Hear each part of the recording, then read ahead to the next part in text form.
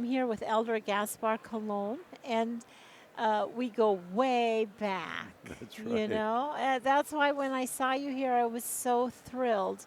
I met you first in Greater New York Academy, and had formed a group called Adventist Youth in Action, That's correct. probably one of the first groups. That's right. And so, why were you chosen to lead that group?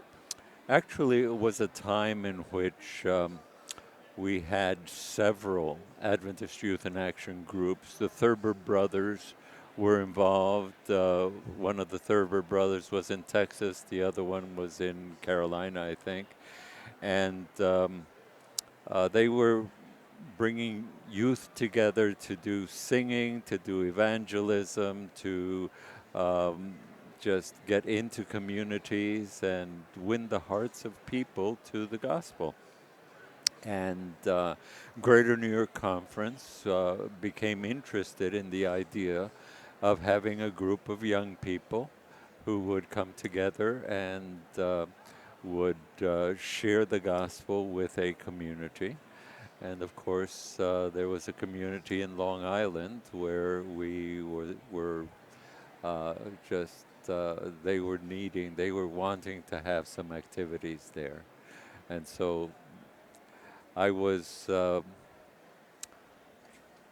just an associate pastor in the conference, but they figured that I could come in and help the youth department to sort of play pop and mom. My wife was, you called her mom. And yeah, but I was only 23 years old Really? at that time. Oh, we thought you were so old. Yes, Mr. Dale was the music director, and Hmm. Ellen was his wife's Right, name. right. And then, so the four adults was your wife and you, Yeah, May Ellen, May Ellen. but we didn't call her May Ellen, no. Yeah, yeah, And then uh, Mr. Dale and his wife, Ellen. And, we were, for me, it was a life defining moment. hmm, I had always wanted to be in a group like that. And so I had this opportunity.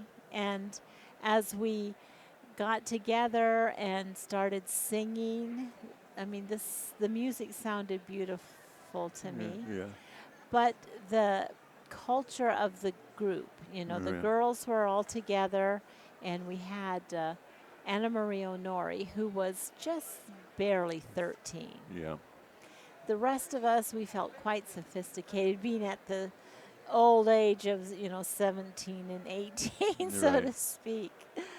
And so you were in charge of this. You had to help select music. Hmm. We did vacation Bible school. Right. We went out into the community. And I actually was only 16, but because I had gotten a Portland, Oregon driver's license, I was allowed to drive. So I Hmm. did drive groups. Yeah. Don't know that I did a very good job, but anyway, they survived. A couple of times we got stopped by the police because either I ran a red light or, Yeah.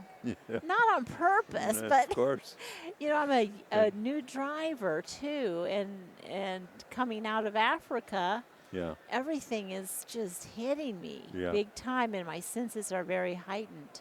So those memories, in fact, your wife fixed the very best oatmeal I have ever eaten in Yes. my life. She, I guess, was also cooking all of our food. Right.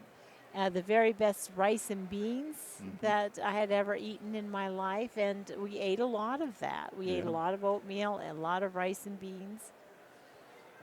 Yeah. And I'm thinking, for me, it was just a pivotal moment. But for you, who have had so many experiences since then, uh, did it have an impact on your ministry moving forward? Oh, definitely, definitely. Working with young people was became an important part of my life. Um, Music was something that we continued to do, my wife and I, and the the specialness of the memory and the defining um, experience that we had. It was life changing for all of us because we put everything we had into that ministry. And I feel that the devil tried to destroy that influence, but in effect heightened the exposure of the group to a broader world than we thought Yes. it would. Everyone that I still am in contact with, and I am in contact with a number of them, uh, that was a defining experience. Mainly because we did put our whole heart and soul into this. This was evangelism, experiential evangelism for all of us, many, for the first time in our lives. We were seeing souls won to Christ. We were strengthening our own walk just by helping others. Yeah, We we were meeting people that we hadn't ever met before, so we were learning different cultures. We were learning the global extent of our world. And then to have tragedy strike, we we could hardly fathom that.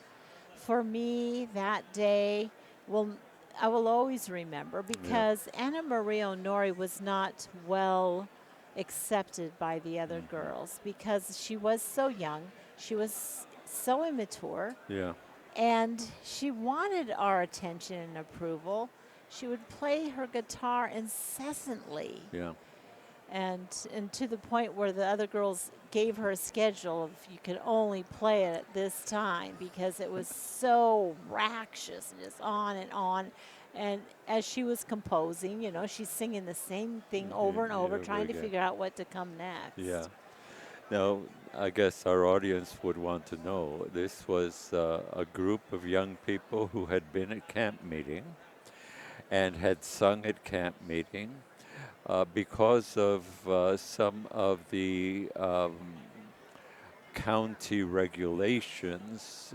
We were not able to stay at the camp meeting overnight, and so one of our cars needed, or a couple of our, you know, ne- needed to get back to Long Island um, in the New York area, and then there was a spin out, an accident. Anna Marie, just a 13-year-old girl who has just just touched our hearts, and her song that she composed during that time, uh, we sang at her funeral. Yes. And but there were a lot of injuries among the group, um, but all the others survived, and I think that was life changing Yes, and I for. think that when we meet again in heaven, I'm going to love to tell her how her influence went on and on. Yeah. Um, it goes on for me because I often sing her song just a cappella Yeah. to groups. Yeah. And I also tell her story because I was there, praying with her under the steps before she went up to sing Yeah. in front of that huge camp meeting group. Right. And I was, kind of begrudging. How come she got to pick to sing a solo? Yeah. But after the tragedy, then all of that changed. Yeah. It did. It You did. see, we don't know what God knows. Right. Right. And you were not in the actual accident. No, the crazy thing was that I was supposed to be with you, but I accidentally locked my keys in the trunk of my car, and we See, were that's the missing part of the story. I remember there was locked keys in the car, in the trunk of the car. And so it was as if God wasn't letting us go, Yeah. but then finally we went anyway Yeah. in an old dilapidated conference van. Yeah. Yeah. And Elder Taylor, who was our youth director, woke me up, and we drove down Mm. to the hospital where the group was. The first thing I did was what we always did when we came from with different cars and Yes. stuff. I'd say, "Okay, sound off," and then Yes. and one, two, three, four, five, and, I would know, that Yes. everybody was there. Anna Marie wasn't there, and yeah, Yes. Raphael, yeah, And what a way to launch your own ministry, yeah, really. mm, You're 23 years old and you're just beginning your journey. yep. So, how did that? I mean, did you feel uneasy or did it have any impact as far as emotionally on how you conducted the rest of your life? I think it solidified my commitment. I felt that Satan was trying to end something that was important for all of us in the group.